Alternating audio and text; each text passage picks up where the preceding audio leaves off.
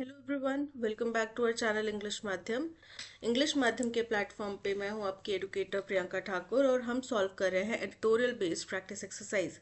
Start करते हैं आज का session with thought of the day, that is develop a passion for learning. If you do you will never cease to grow. हमेशा ना सीखने के लिए आपको आतुर रहना पड़ेगा, जिज्ञासु रहना चाहिए, क्योंकि अगर आप कहीं पे सीखना छोड़ देते हैं दैट मीन्स आपने ग्रो करना छोड़ दिया, क्योंकि आपने कुछ हासिल करने की सोची थी वो कर लिया, उसके आगे क्या? उसके आगे लाइफ का कोई पर्पस है आपकी का? तो जब तक आप निरंतर सीखते रहने का प्रयास नहीं करेंगे, आपकी सोच ऐसी नहीं होगी कि नहीं मुझे सीखना है, हर समय मुझे सीखते रहना है, तब तक आप आगे नहीं बढ़ पाएंगे। ठीक है, इसी बात को ध्यान में रखते हुए स्टार्ट करते हैं reading comprehension and practice exercise for SSC CGL 2025। The Lokpal's ruling, Lokpal की रूलिंग यानी कि लोकपाल का फैसला, दैट हाई कोर्ट जजेस की, हाई कोर्ट के जो जजेस हैं आर अमीनेबल, अमीनेबल मतलब किसी चीज के लिए जवाबदेह, अकाउंटेबल हैं, टू इट्स ज्यूरिस्डिक्शन की उनके ज्यूरिस्डिक्शन में, उनके अधिकार क्षेत्र में, लोकपाल के अधिकार क्षेत्र में हाई कोर्ट के जजेस जो हैं वो जवाबदेह हैं। And the supreme court order staying it on its own motion, और सुप्रीम कोर्ट का जो ऑर्डर है जिसने कि इसके ऊपर स्टे लगा दिया है अपने मोशन में, खुद से एक प्रस्ताव लेकर, raise more than a mere question of law, ये केवल सिर्फ अब लॉ का, कानून का सवाल नहीं रह गया, ये उससे भी आगे बढ़ चुका है। द इशू कंसर्न्स, अब ये जो मसला था इसमें दोनों जो भी लोग इसमें सम्मिलित हैं, जिनको भी ये कंसर्न करता है, both the independence of judiciary and it's accountability. अब किन दो चीजों के ऊपर ये चिंता जाहिर करता है कि जुडिशरी, जो हमारी न्यायपालिका है, वो कितनी इंडिपेंडेंट है, उसके ऊपर ये जवाबदेह है, उसके ऊपर ये चिंता खड़ी कर रहा है, और उसकी जवाबदेही पर, अकाउंटेबिलिटी के ऊपर, इन दो पहलुओं के ऊपर ये जो चिंता जाहिर की जा रही है। दैट द कोर्ट, की कोर्ट ने government law officers and senior advocates found the Lokpal's decision disturbing. Court ने सरकारी लॉ ऑफिसर्स जो हैं वो और सीनियर एडवोकेट्स, इन सभी को लोकपाल का ये जो फैसला था ये बहुत ही डिस्टर्बिंग लगा, बहुत ही खराब, गलत लगा। इज अंडरस्टैंडेबल, और ये बात समझ में भी आती है कि उनको खराब लगा होगा, उनको ये गलत लगा होगा। As many believe that judicial independence will be undermined if judges of constitutional courts are made answerable, क्योंकि बहुत सारे लोगों का ये मानना है कि न्यायिक जो हमारी प्रणाली है, न्यायपालिका की जो कार्य प्रणाली है, वो उसकी इंडिपेंडेंस, कि वो कितना किसी के अधीन हुए बिना काम कर सकता है, वो अंडरमाइन हो जाएगी, यहाँ पे वो कम कर दी जाएगी अगर इफ जजेस हैं वो कॉन्स्टिट्यूशनल, संविधान के, संवैधानिक कोर्ट्स के, उनको लोकपाल को जवाबदेह बना दिया जाए तो, यानी कि जो भी जजेस हैं अगर उनकी जवाबदेही लोकपाल के जरिए तय होगी तो इसका मतलब उनकी इंडिपेंडेंस खत्म हो जाएगी। ठीक है, even though they fall under the definition of public servants, हालांकि वो जो है वो लोकपाल के जो पब्लिक सर्वेंट की डेफिनेशन है उसके अंतर्गत आते हैं। कौन? जो जजेस वगैरह हैं वो पब्लिक सर्वेंट की डेफिनेशन के अंदर आते हैं, फिर भी वो लोकपाल के अधीन नहीं हो सकते। Under the prevention of corruption act, इस एक्ट के अंतर्गत वो पब्लिक सर्वेंट की डेफिनेशन में आते हैं। The Lokpal view appears to be prima facie incorrect, prima facie मतलब प्रथम दृष्टि में लोकपाल का जो ओपिनियन है वो गलत लग रहा है। There is nothing to suggest that superior court judges were ever considered to be under its remit. बोल रहे हैं ऐसा कोई भी हमारे पास डॉक्यूमेंट या ऐसा कोई भी ऐसी लाइन या स्टेटमेंट नहीं है लिखित में जो कि ये तय करे कि जो सुपीरियर कोर्ट के जजेस हैं, हाई कोर्ट वगैरह के जो जजेस हैं, उनको कभी भी उनके दायरे के अंदर, लोकपाल के दायरे के अंतर्गत लाया, समझा जाया, माना गया, समझा गया, लाया गया। ठीक है, ऐसा कुछ भी डॉक्यूमेंट हमारे पास एविडेंस नहीं। Last month the Lokpal headed by former supreme court जज एएम खानविलकर, बोल रहे हैं पिछले महीने लोकपाल जिसकी अध्यक्षता किसने करी थी? फॉर्मर, पुराने सुप्रीम कोर्ट के जज रहे हैं एएम खानविलकर, उन्होंने rejected a corruption complain against a former chief justice of India, उन्होंने एक पुराने चीफ जस्टिस ऑफ इंडिया रह चुके एक व्यक्ति के ऊपर एक करप्शन की कंप्लेन को रिजेक्ट कर दिया on the ground found that Lokpal Act 2013 did not concern apex court judges, कि लोकपाल एक्ट 2013 जो है वो एपेक्स सुप्रीम कोर्ट देश की सर्वोच्च अदालत के जजेस को कंसर्न नहीं करता है, and that its reference to persons who are members of any body or authority created by an act of parliament cannot be applied to the Supreme Court। और इसमें जो एक रेफरेंस दिया गया है उन लोगों का जो कि किसी भी अथॉरिटी के साथ में, किसी भी संगठन के साथ में ताल्लुक रखते हैं, जिसको कि एक्ट ऑफ पार्लियामेंट के अंतर्गत बनाया गया है, उसमें सुप्रीम कोर्ट जो है उसके ऊपर ये लागू नहीं होता। And institution established by the constitution, क्योंकि ये एक्ट ऑफ पार्लियामेंट के जरिए नहीं, संवैधानिक रूप से बनाई गई संस्था है। In respect of high court जजेस, अगर हम हाई कोर्ट के जजेस के संदर्भ में कहें तो इट सेड, उसने कहा कि high courts established by statutes creating the respective states were statutory bodies। बोल रहे हैं कि हाई कोर्ट्स जो हैं उनका जो गठन हुआ है वो कानून के तहत, स्टैट्यूट्स यानी कि कानून के तहत हुआ है, क्रिएटिंग, जो कि इनको क्या बना देता है, वर स्टैचुटरी बॉडीज, इनको वैधानिक यानी कि लॉफुल या फिर लीगल बॉडीज बना देता है। एंड देयर जजेस were persons within the meaning of section 14 of the Lokpal act. और इनके जो जजेस हैं वो उन पर्सन्स के भाषा में, परिभाषा के अंतर्गत आते हैं जो कि सेक्शन 14 में, लोकपाल एक्ट के सेक्शन 14 में कहा गया है। The independence of the judiciary was the foremost consideration when the court held in K. Veeraswamy versus Union of India 1991। बोल रहे हैं संविधान न्यायपालिका की, जुडिशरी की जो इंडिपेंडेंस है वो सबसे प्रथम, फोरमोस्ट यानी कि सबसे प्रमुख कंसिडर की गई जब कोर्ट में एक K Veeraswamy versus union of India 1991 वाला केस का फैसला आया उसके बाद में, that no case can be registered against them without consulting the CJI, कि उनके तहत उनके ऊपर कोई भी केस नहीं रजिस्टर किया जा सकता बिना चीफ जस्टिस ऑफ इंडिया को कंसिडर किए हुए। Even though it also said जजेस वर पब्लिक सर्वेंट, हालांकि उन्होंने कहा कि जजेस जो हैं पब्लिक सर्वेंट हैं under the prevention of corruption act, prevention of corruption act के तहत में वो पब्लिक सर्वेंट हैं। बेस्ड ऑन दिस प्रिंसिपल, इस नियम के आधार पर the Lokpal has referred the complaint to CJI, तो लोकपाल ने जो कंप्लेंट थी वो सीजीआई को रेफर कर दी। While the Lokpal ruling is set to be reviewed, हालांकि अभी लोकपाल का जो फैसला है इसको अब रिव्यू किया जाएगा, इसको जो है पुनर्विचार किया जाएगा। The time may have come to address the issue of accountability in the rare event of a credible corruption charge arising against a जज, लेकिन फिर भी ये जो अब एकदम उचित समय है, वाजिब समय है कि हम ये जो मसला है कि भाई अगर कोई ऐसा रेयर इवेंट हो जब करप्शन चार्ज किसी जज के अगेंस्ट में लगे, तो उसकी जवाबदेही कौन तय करेगा, कौन विश्वसनीय पात्र है कि वो जो उसकी जवाबदेही तय करेगा, ये बात को अब मद्देनजर रखने का समय आ गया है, इस बात को अब सुलझाने का समय आ गया है। The matter is now dealt with by the court through an in house procedure.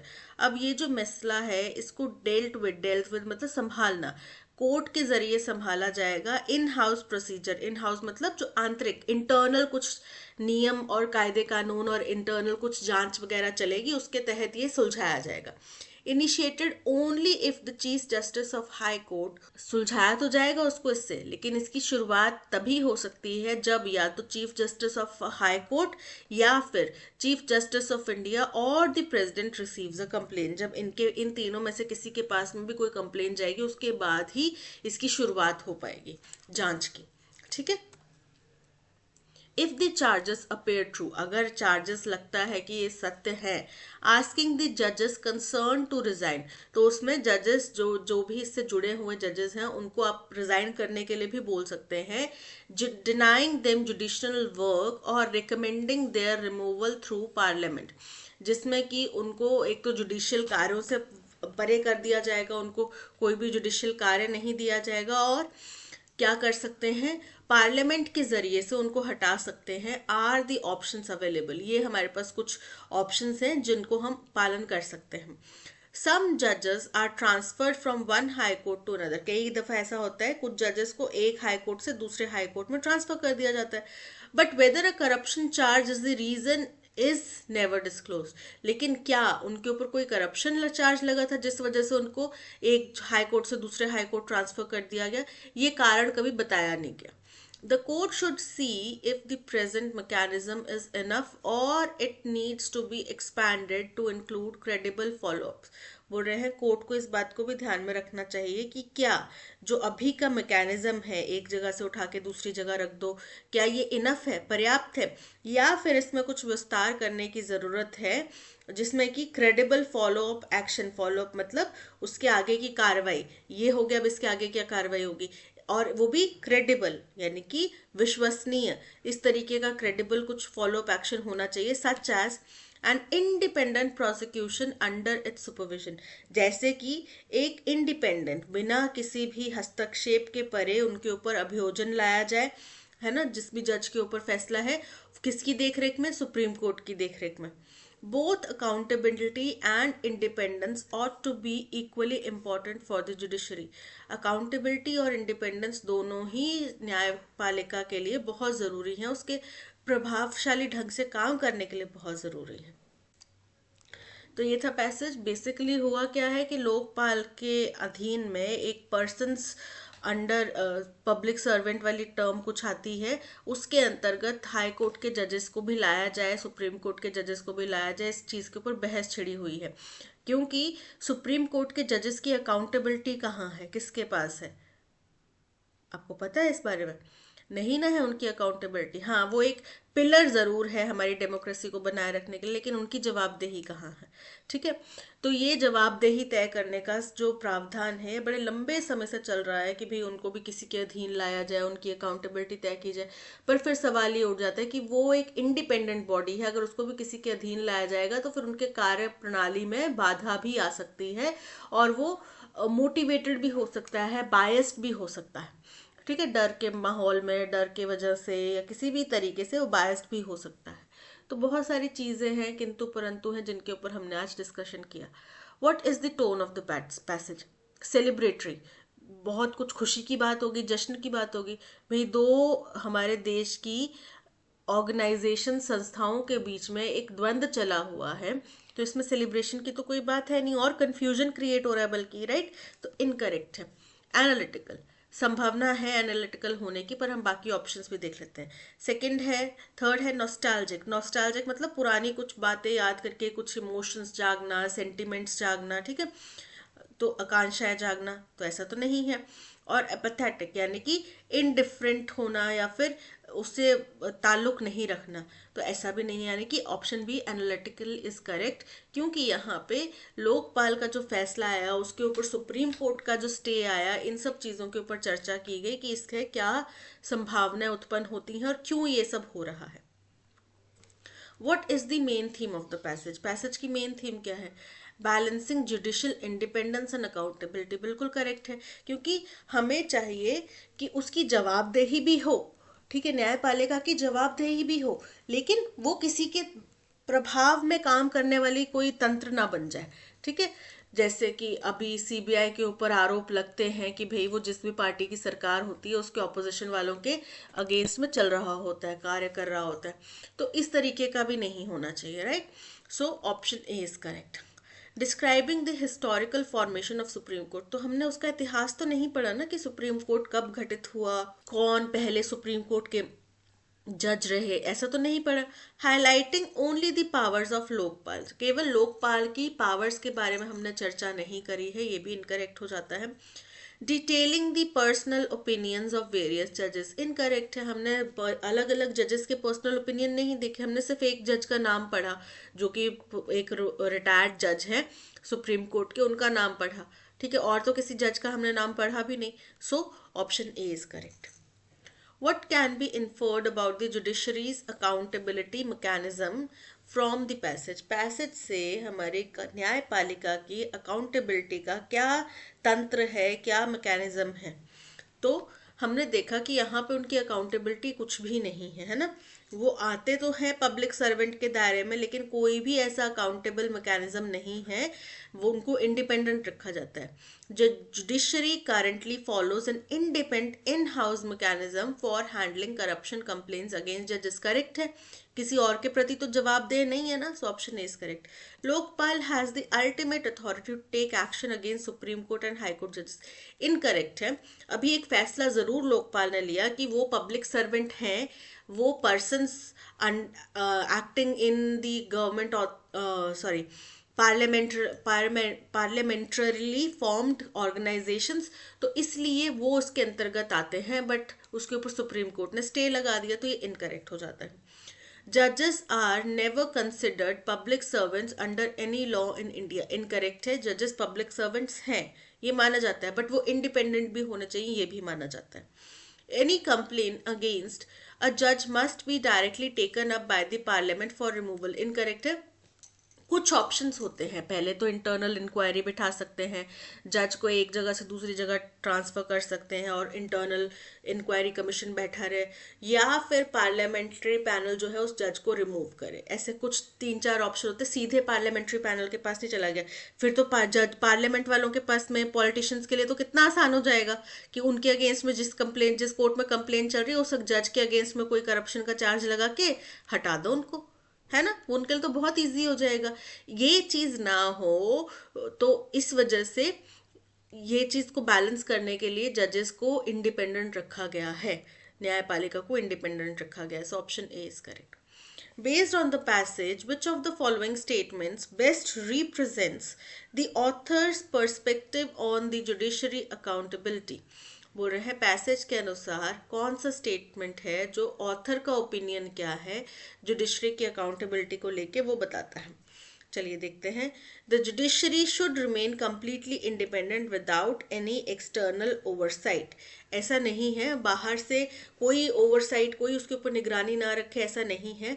चाहते हैं कि उनकी जवाबदेही तय हो, लेकिन फिर बैलेंस भी होना चाहिए। उनकी जवाबदेही तय करने के चक्कर में आप उनकी इंडिपेंडेंस को खत्म नहीं कर सकते। The judiciary's accountability mechanism should be reviewed to ensure a balance between independence and responsibility. बिल्कुल करेक्ट है। वो चाहते हैं कि इसके ऊपर एक फैसला आए जिसके तहत उनकी इंडिपेंडेंस प्रभावित किए बिना उनकी जवाबदेही तय की जा सके।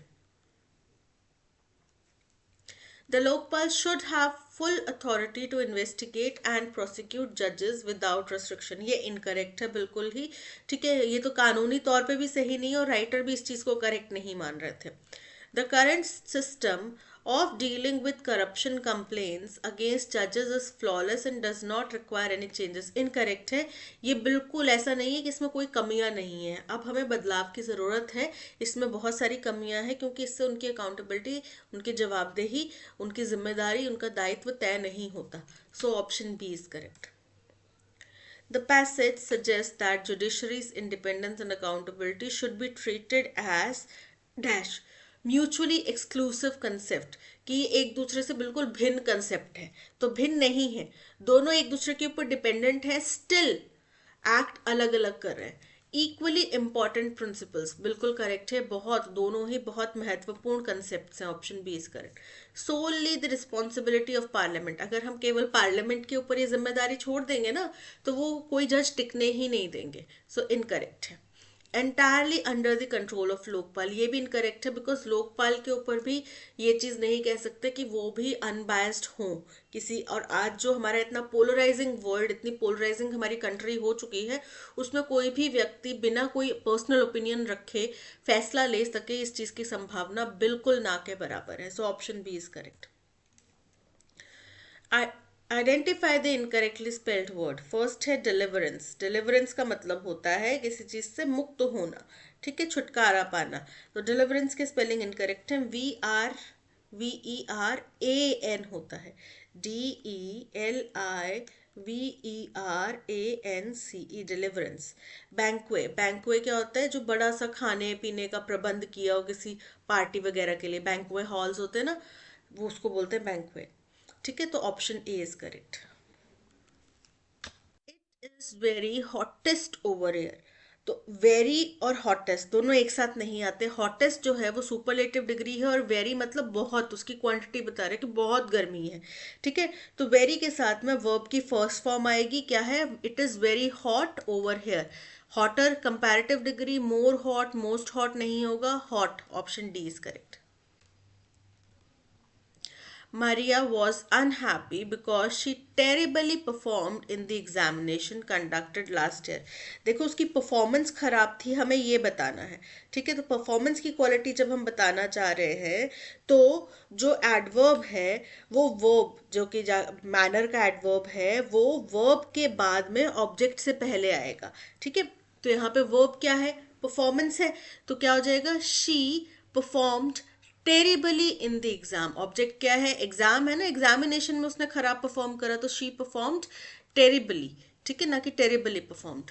So option, because she terribly performed, option D is correct, she perform terribly. Grammatically correct statement हमें ढूंढना है। It is obvious that a child needs love and attention of parents. ये बहुत ही जाहिर सी बात है कि हर बच्चे को, किसी भी बच्चे को अपने पेरेंट्स का प्यार और अटेंशन, ध्यान उनका चाहिए। It is the obvious, obvious के साथ में द इस्तेमाल नहीं होता, गलत है। दैट अ चाइल्ड ज़रूरी था यहाँ पे, कि कोई भी एक बच्चा है उसको अपने पेरेंट्स का प्यार और देखभाल चाहिए, उसका ध्यान चाहिए, तो ये इनकरेक्ट हो गया। इट इज़ एन ऑब्वियस, बेशक सी बात है, ऑब्वियस में ओ की साउंड आ रही है, बट यहाँ पे ये कोई ऐसा वर्ब या ऐसे कोई चीज़ नहीं है जिसके साथ में हमें आर्टिकल की ज़रूरत पड़े। ठीक है, ये एक फैक्चुअल सत्य है जिसके साथ में हमें आर्टिकल की ज़रूरत नहीं है। ठीक है, तो ये भी इनकरेक्ट हो जाएगा, ऑप्शन ए इज़ करेक्ट।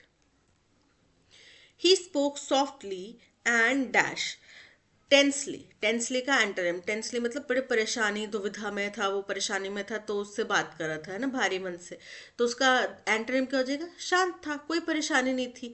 तो सॉफ्टली एंड फर्स्ट है एक्साइटिंगली, बड़ा ही उत्तेजित होकर, तो उत्तेजित होकर नहीं बात कर रहा था, कामली, बड़ी शांति से। फ्यूरियसली, गुस्से में, मैडली, अगेन गुस्से में, पागलपन में, तो option B is correct. Anuradha traveled to Italy last summer and dashed the historic ruins of Rome.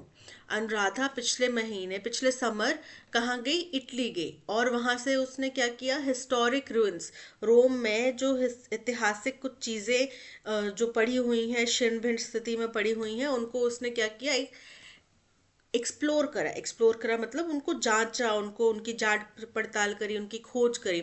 Explored के स्पेलिंग क्या होते हैं, EXPLORED। ठीक है, तो ये इनकरेक्ट है, यहाँ पे ई आना चाहिए था, CS नहीं होता, explored, option D is correct.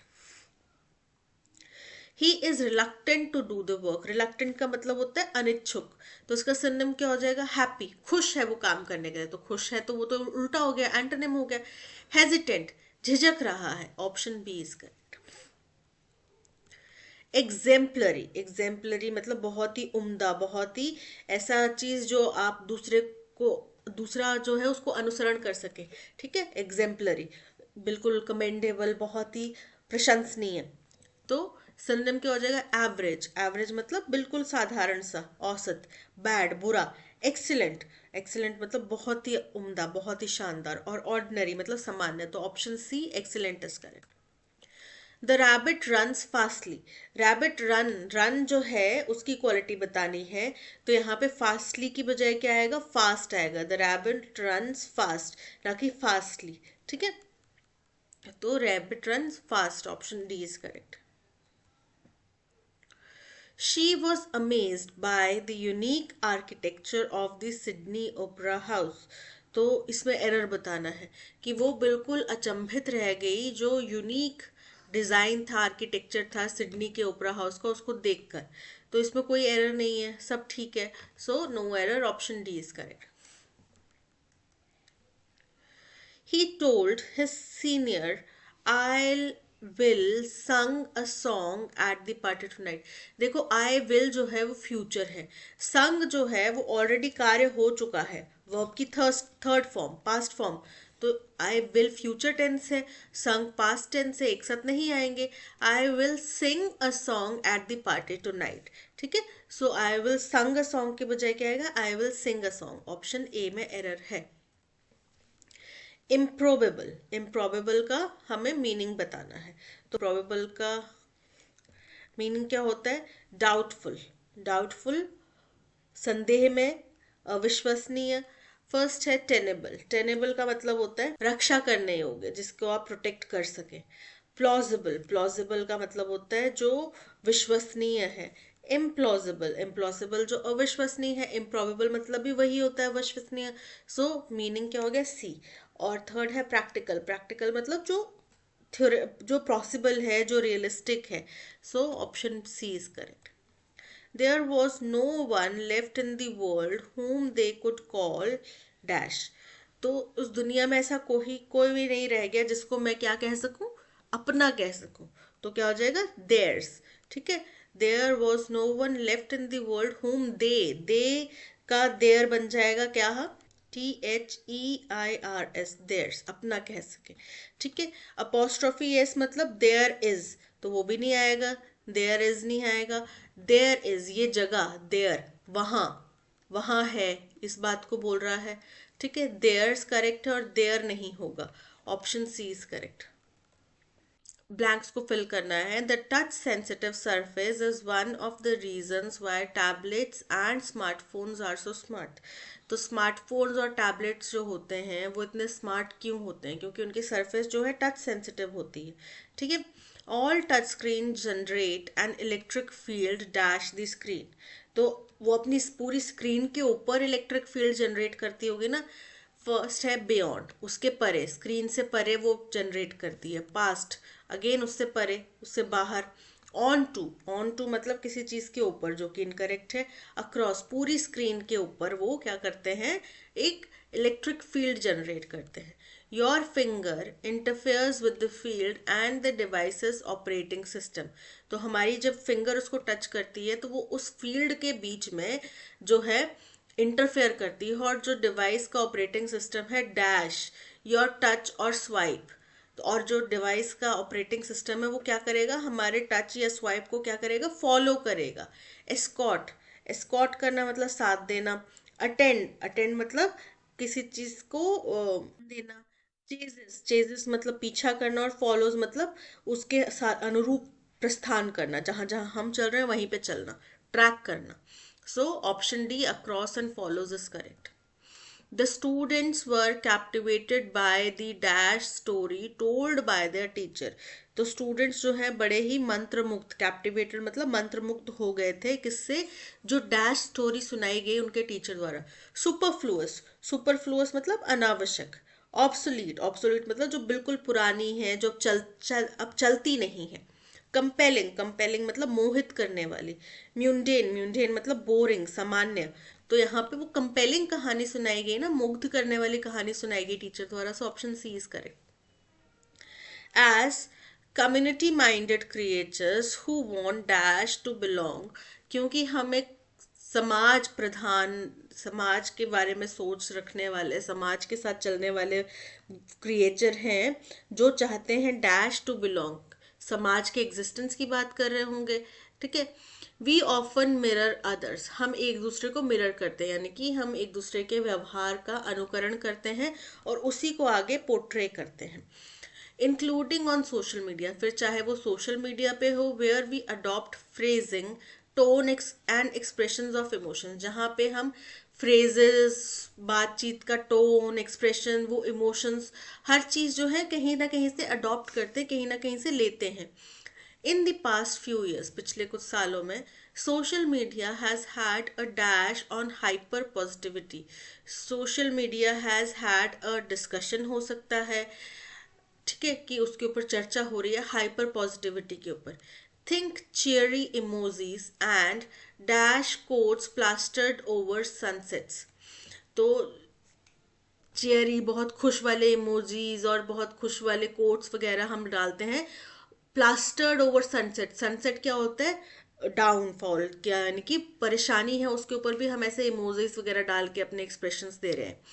Some put this good vibes only trend down to the pandemic and a dash to avoid painful feelings when dash on difficult realities.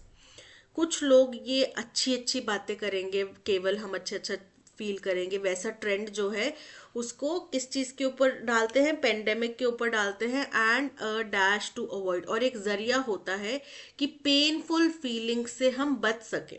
When dash on difficult realities, जब हम वास्तविकता में क्या face कर रहे हैं, difficult realities face कर रहे हैं।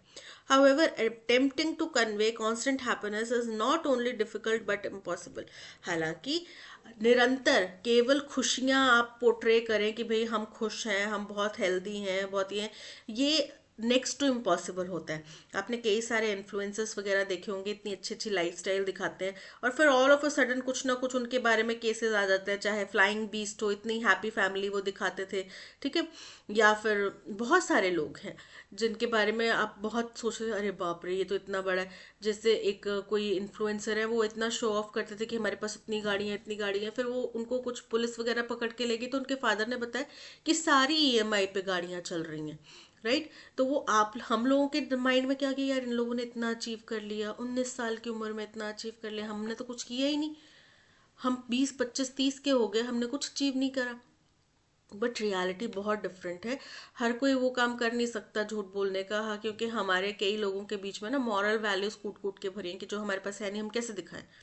ऐसे ही किसी का केस था कि वो फीमेल जो है बहुत बड़ी बड़ी लग्जरी गाड़ियाँ, लग्जरी होटल्स वगैरह दिखाती थी, और बाद में पता चला कि वो उस घरों में उन घरों में काम करती थी, और वो जब मालिक वगैरह चल जाते थे तो अच्छे से कपड़े पहन के वो लाइफस्टाइल दिखाती थी, ठीक है। तो community minded creatures, as community minded creatures who want dash to belong, who want abiotically, abiotically मतलब कि जो चीज जीवन से नहीं है, ठीक है, जीवन जिसमें नहीं है, डीपली गहरे ढंग से हम बिलोंग करना चाहते हैं। लॉडेटरी प्रशंसनीय रूप से, क्रिस्पली, क्रिस्पली मतलब थोड़ी देर के लिए, तो हम गहरे तरीके से हम कहीं ना कहीं पे अपनी गहरी छाप, गहरी इच्छा हमारी यही है कि हम वहां पे बिलोंग करें, हम अमीरों की फैमिलीज के साथ में खड़े हो सके, यही हमारी इच्छा है। सो गहराई, option B deeply is correct. In the past few years, social media has had a dash on hyper positivity. A dispersion, dispersion मतलब किसी चीज से अलग हो जाना, फैल जाना। फोकस, उसके ऊपर केंद्र रखना, ध्यान रखना। डिसरिगार्ड, डिसरिगार्ड मतलब अनदेखा कर देना, ध्यान न देना। और ब्लेमिश, ब्लेमिश का मतलब होता है खामी, कमी। तो यहाँ पे फोकस करने की बात की गई है, हाइपर पॉजिटिविटी के ऊपर फोकस करता है। So option B is correct. Think cheery emojis and dash quotes plastered over, and reticent, reticent का मतलब होता है चुप रहना या हिचकिचाहट रखना। डेटरिंग, डेटरिंग का मतलब रोकना या निराश करना। मोटिवेशनल, प्रेरणादायक कोट्स। इनऑब्ट्रूसिव, इनऑब्ट्रूसिव का मतलब होता है ध्यान खींचने वाला, आकर्षित करने वाला। तो यहाँ पे हम बात कर रहे हैं सनसेट, निराशा के ऊपर मोटिवेशनल, आशावादी quotes. So option C is correct. Some put this good vibes only trend down to the pandemic and a dash to avoid painful feeling. And indolence, indolence का मतलब होता है आलस, डिजायर, इच्छा। लिस्टलेसनेस, लिस्टलेसनेस का मतलब होता है कि आपके अंदर एनर्जी की कमी है या इंटरेस्ट की कमी है। एपैथी मतलब कि अगेन इंटरेस्ट की कमी है। तो यहाँ पे इच्छा तो है पेन को अवॉइड करने की, so option B is correct. Some put this good vibes only trend down to the pandemic and a desire to avoid painful feelings when dash on difficult realities. Laminating, laminating मतलब परत चढ़ाना, किसी चीज के ऊपर कुछ परत चढ़ाना। Stagnating, stagnating मतलब एक ठहराव आ जाना, कहीं पे रुक जाना। कोलैबोरेटिंग, कोलैबोरेटिंग मतलब किसी के साथ में सहयोग करना। और र्यूमिनेटिंग, र्यूमिनेटिंग का मतलब होता है विचार या किसी स्थिति पे गहराई से विचार करना, ठीक है। तो व्हेन र्यूमिनेटिंग ऑन डिफिकल्ट रियलिटीज, जब हम वास्तविकता में गहराई से जब देखें तो हम बहुत कठिन परिस्थिति से गुजर रहे हैं, लेकिन हम वो फीलिंग अवॉइड करने के लिए हम ये सिर्फ अच्छी अच्छी बातें हम करेंगे। उस चीज का एक ट्रेंड चल चल पड़ा है कि बेशक हमारे अंदर जो भी परेशानी, पर हमने दुनिया को नहीं दिखाना, हमने दुनिया को ये दिखाना कि हम तो बहुत लग्जरी लाइफस्टाइल जीते हैं, हम बहुत अच्छे हैं। तो उससे वो लोग जलेंगे और हमारा ट्रेंड बनेगा। So option D is correct. That's all, आज के सेशन में इतना ही। Thank you so much for watching. अगर आपको कंटेंट पसंद आया हो तो लाइक, शेयर और सब्सक्राइब ज़रूर कीजिएगा। मिलते हैं नेक्स्ट सेशन में। Till then keep learning and keep practising. Bye.